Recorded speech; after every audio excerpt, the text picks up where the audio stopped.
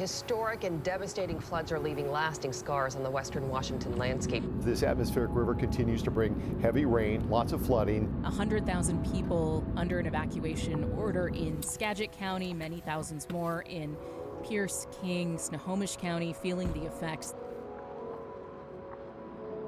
Part of our responsibility is to staff the Flood Warning Center and flood patrols in addition to our day-to-day jobs. But we're generally not all on all the time. I've worked for the River and Floodplain Management section for about 14 years. This is the first time I have seen all of our major river systems reach phase 3 and phase 4 at the same time. Every staff member plus additional staff from other sections coming in, helping out to make sure that our communities are safe. People are really stepping up, working very, very long hours. Folks are going out on the 10 p.m. to 6 a.m. shift that I'm very impressed by. We just did a 6 a.m. to 2 p.m. shift. Checking places in the Green River where the county has flood management infrastructure. There's a bunch of people down there.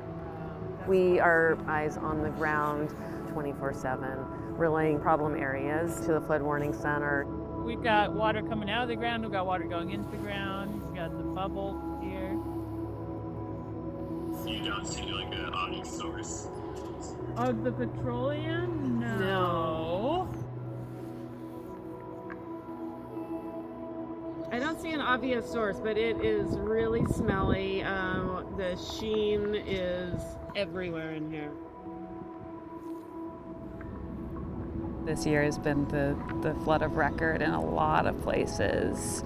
So it's testing the infrastructure in a way that it hasn't necessarily been tested before. So we're highlighting problem spots, making sure the infrastructure is in the same condition we left it. There's two ways that moisture can be on the wrong side of the levee.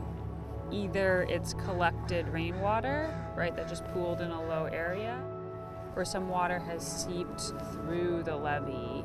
They're not always 100% watertight like a bathtub. We want to make sure water isn't moving quickly through the levees or carrying part of the levee with it. We look to see if it's dirty or clean.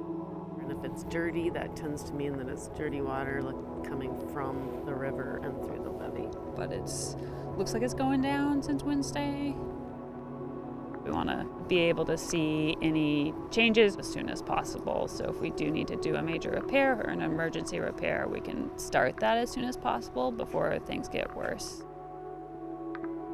The Desmony levee, before it breached, my colleague and I were on flood patrol, and on the landward side of the levee, we saw kind of a water spout. We took pictures, we took video, and we notified the Flood Warning Center and the EOC. It helped us to mobilize faster and get an emergency repair in faster.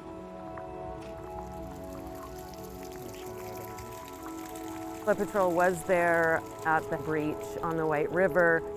They saw some water seepage through the HESCO barriers, and then it just crashed through the barriers.